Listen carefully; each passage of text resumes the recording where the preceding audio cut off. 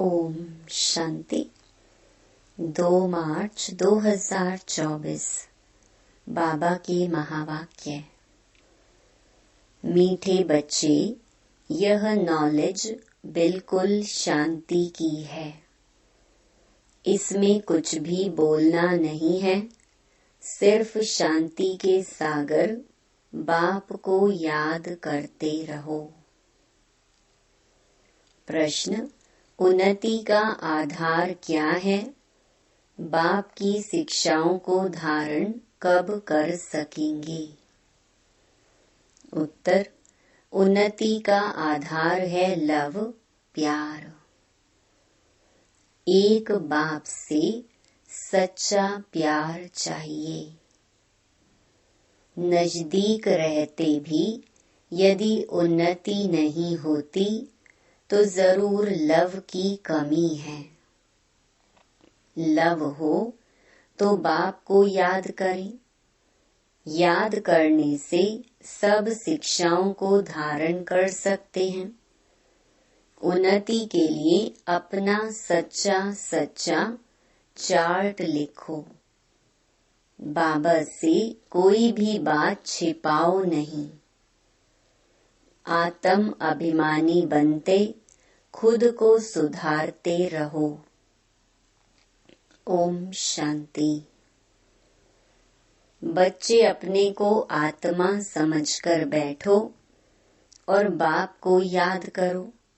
बाबा पूछते हैं, जब भी कहाँ सभा में भाषण करते हो तो घड़ी घड़ी यह पूछते हो कि तुम अपने को आत्मा समझते हो या देह? अपने को आत्मा समझकर यहाँ बैठो। आत्मा ही पुनर्जन्म में आती है। अपने को आत्मा समझ परम पिता परमात्मा को याद करो। बाप को याद करने से ही तुम्हारे विकर्म विनाश होंगे। इसको योग अग्नि कहा जाता है। निराकार बाप निराकारी बच्चों को कहते हैं, मुझे याद करने से तुम्हारे पाप कट जाएंगे और तुम पावन बन जाएंगे। फिर तुम मुक्ति जीवन मुक्ति को पाएंगे। सभी को मुक्ति के बाद जीवन मुक्ति में आना है जरूर। तो घड़ी घड़ी यह कहना पड़े कि अपने को आत्मा निश्चय करके बैठो। भाइयों और बहनों, अपने को आत्मा समझ बैठो और बाप को याद करो।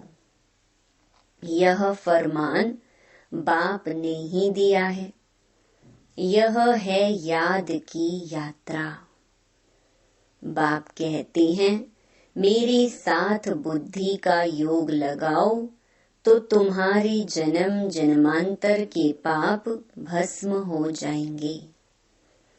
यह घड़ी घड़ी तुम याद कराएंगे, समझाएंगे, तब समझेंगे कि आत्मा अविनाशी है, देह विनाशी है।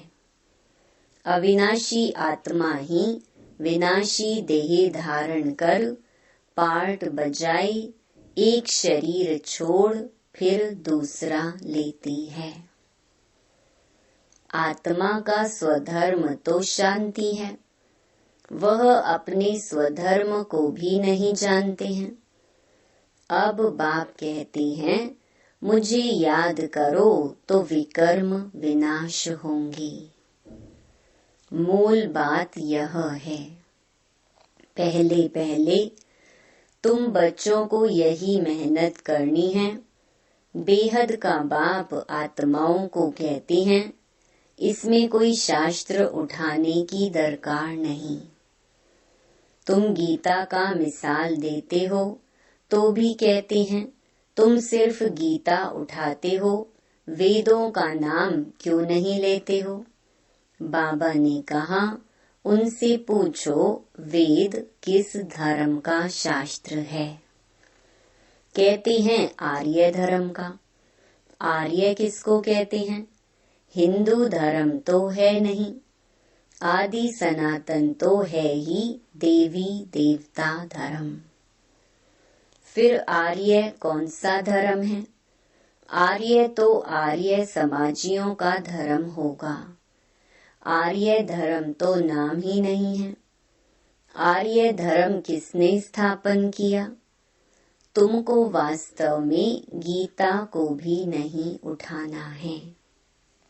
पहली बात है, अपने को आत्मा समझ बाप को याद करो तो सतो प्रधान बन जाएंगे। इस समय सब हैं तमो प्रधान। पहले पहले तो बाप का ही परिचय देना है, महिमा भी बाप की करनी है। यह भी तुम तब कह सकेंगे जब तुम खुद बाप को याद करते होंगे। इस बात की बच्चों में कमजोरी है। बाबा हमेशा कहते हैं, याद की यात्रा का चार्ट रखो। दिल से हर एक पूछे, हम कहाँ तक याद करते हैं। तुम बच्चों की दिल में अथाह खुशी रहनी चाहिए। तुमको अंदरूनी खुशी होगी तो दूसरों को भी समझाने का असर होगा। पहली मूल बात यही कहना है कि भाइयों और बहनों, अपने को आत्मा समझो। ऐसे और कोई सत्संग में नहीं कहेंगे।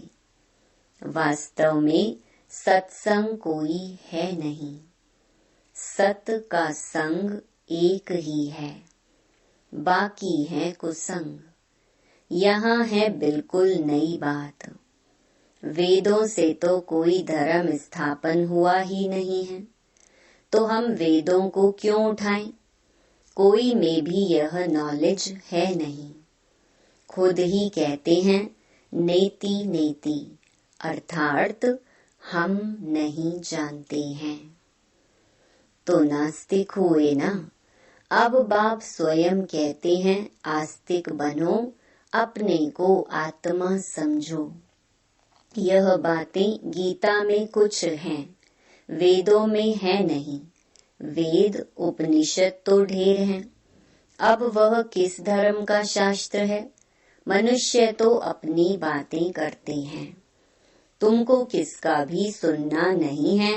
बाप तो सहज समझाते हैं, अपने को आत्मा समझ बाप को याद करो तो पावन बन जाएंगे। इसलिए वर्ल्ड की हिस्ट्री ज्योग्राफी को जानना है। तुम्हारा यह त्रिमूर्ति गोला है मुख्य। इनमें सब धर्म आ जाते हैं। पहले पहले है देवी देवता धर्म।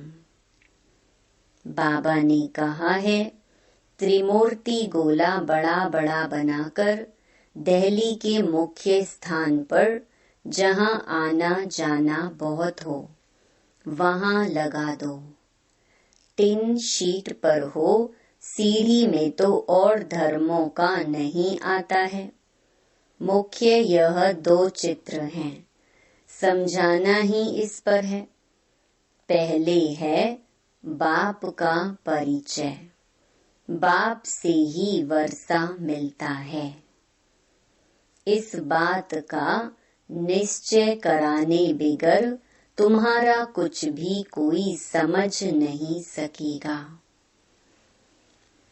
एक बाप को ही नहीं समझा है तो दूसरे चित्रों पर ले जाना ही फालतू है। अलफ को समझने बिगर कुछ भी समझेंगे नहीं। बाप के परिचय बिगर और कोई भी बात ना करो। बाप से ही बेहद का वर्षा मिलता है। बाबा ख्याल करता है, ऐसी सहज बात क्यों नहीं समझते हैं। तुम्हारी आत्मा का बाप वह शिव है, उनसे ही वर्षा मिलता है। तुम सब आपस में ब्रदर्स हो। जब इस बात को भूलते हो तब तमो प्रधान बन जाते हो। अब बाप को याद करो तो सतो प्रधान बन जाएंगे। मूल बात है ही रचयिता और रचना को जानना। कोई भी जानते नहीं, ऋषि मुनि भी जानते नहीं थे, तो पहले बाप का परिचय दे सबको आस्तिक बनाना है।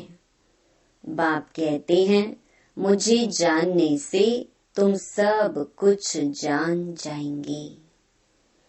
मुझे नहीं जाना तो कुछ भी तुम समझेंगे नहीं। मुफ्त तुम अपना समय वेस्ट करते हो। चित्र आदि भी जो ड्रामा अनुसार बने हैं वही ठीक है, परंतु तुम इतनी मेहनत करते हो फिर भी किसकी बुद्धि में बैठता नहीं है। बच्चे कहते हैं बाबा क्या हमारे समझाने में कोई भूल है? बाबा फट से कह देते हाँ भूल है। अलफ को ही नहीं समझा है तो फट से रवाना कर दो। बोलो जब तक बाप को नहीं जाना तब तक तुम्हारी बुद्धि में कुछ भी बैठेगा नहीं। तुम भी जब देही अभिमानी अवस्था में नहीं रहते हो तो आंखें क्रिमिनल रहती हैं।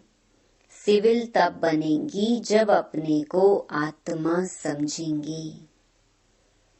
देही अभिमानी होंगे तो फिर तुमको आंखें धोखा नहीं देंगी।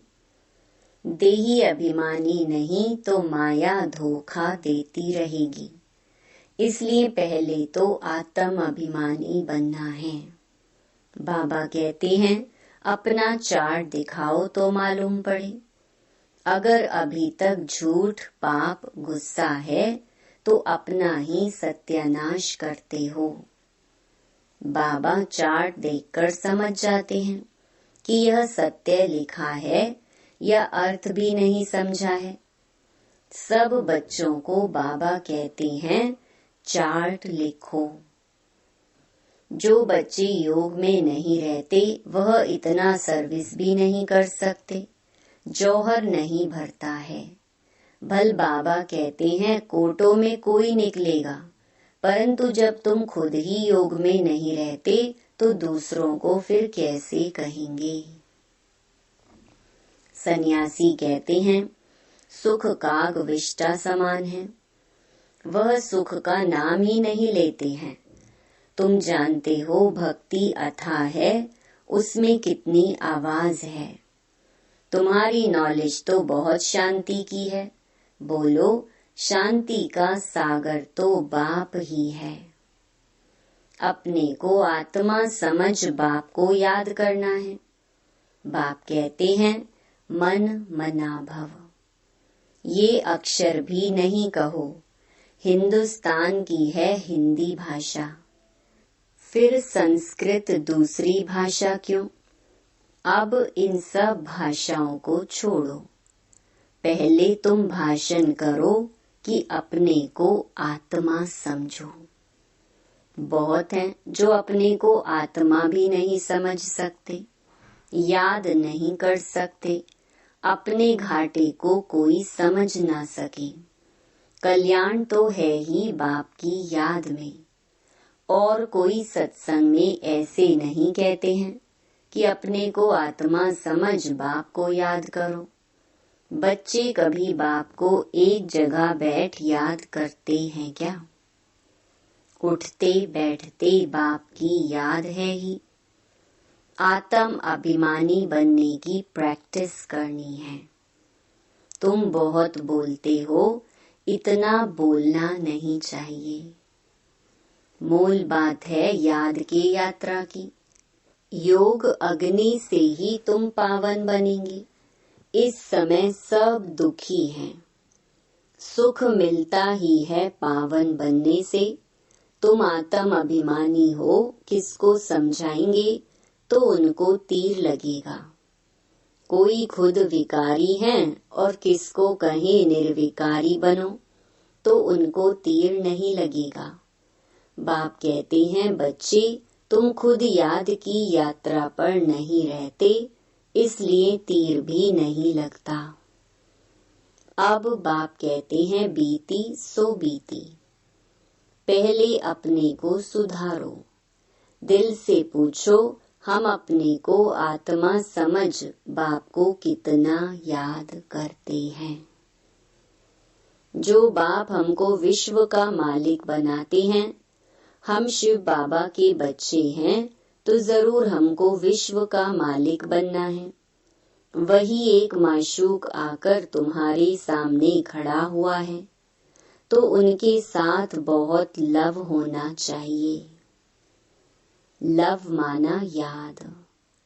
शादी होती है तो स्त्री का पति के साथ कितना लव होता है। तुम्हारी भी सगाई हुई है, शादी नहीं। वह तो जब विष्णुपुरी में जाएंगे। पहले शिव बाबा के पास जाएंगे, फिर ससुर घर जाएंगे। सगाई की खुशी कम होती है क्या? सगाई हुई और याद पक्की हुई। सतयुग में भी सगाई होती है, परंतु वहां सगाई कब टूटती नहीं है। अकाले मृत्यु नहीं होती। यह तो यहाँ होती है। तुम बच्चों को भी गृहस्थ व्यवहार में रहते पवित्र बनना है। भल बहुत नजदीक भी रहते हैं, फिर भी उन्नति नहीं होती है। जो उस लव से आते हैं, उनकी बहुत उन्नति होती है। याद ही नहीं तो लव भी नहीं रहता, तो उनकी शिक्षाओं को भी धारण नहीं कर सकते। भगवानुवाच, तुम बच्चे सबको यही पैगाम दो कि काम महाशत्रु है, जो आदि मध्य अंत दुख देता है। तुम तो पवित्र सतयुग के मालिक थे, अभी तुम गिरकर गंदे बन पड़े हो।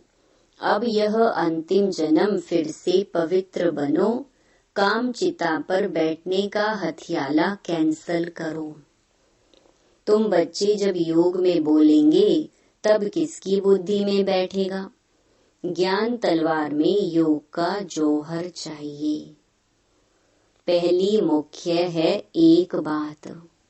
बच्चे कहते हैं, बाबा हम बहुत मेहनत करते हैं, तब मुश्किल कोई निकलता है। बाबा कहते हैं, योग में रहकर समझाओ। याद की यात्रा की मेहनत करो। रावण से हारकर विकारी बने हो, अब निर्विकारी बनो। बाप की याद से तुम्हारी सब मनोकामनाएं पूर्ण हो जाएंगी। बाबा स्वर्ग का मालिक बनाते हैं। बाबा डायरेक्शन तो बहुत देते हैं, परंतु बच्चे अच्छी तरह कैच नहीं करते हैं, और बातों में चले जाते हैं। मुख्य तो बाप का पैगाम दो, परंतु खुद ही याद नहीं करेंगे तो दूसरों को कैसे कहेंगे? ठगी नहीं चलेगी। दूसरों को कहीं विकार में नहीं जाओ, खुद जाएं तो जरूर दिल खाएगी। ऐसे भी ठग हैं, इसलिए बाबा कहते हैं मोल बात है ही अल्फ। अल्फ को जानने से तुम सब कुछ जान जाएंगे, अल्फ को ना जानने से तुम कुछ भी समझ नहीं सकेंगे। अच्छा, मीठे मीठे सिके लधे बच्चों प्रति मात पिता बाप दादा का याद प्यार और गुड मॉर्निंग। रूहानी बाप की रूहानी बच्चों को नमस्ते। धारणा के लिए मुख्य सार। पहला, अंदरूनी बाप के याद की खुशी में रहकर फिर दूसरों को बाप का परिचय देना है। सबको एक बाप की महिमा सुनानी है। दूसरा, आत्म अभिमानी बनने की बहुत प्रैक्टिस करनी है, बहुत बोलना नहीं है। बीती सो बीती कर पहले स्वयं को सुधारना है। याद की यात्रा का सच्चा चार्ट रखना है। वरदान, ब्राह्मण जीवन में वैरायटी अनुभूतियों द्वारा रमणीकता का अनुभव करने वाले संपन्न आत्मा भव।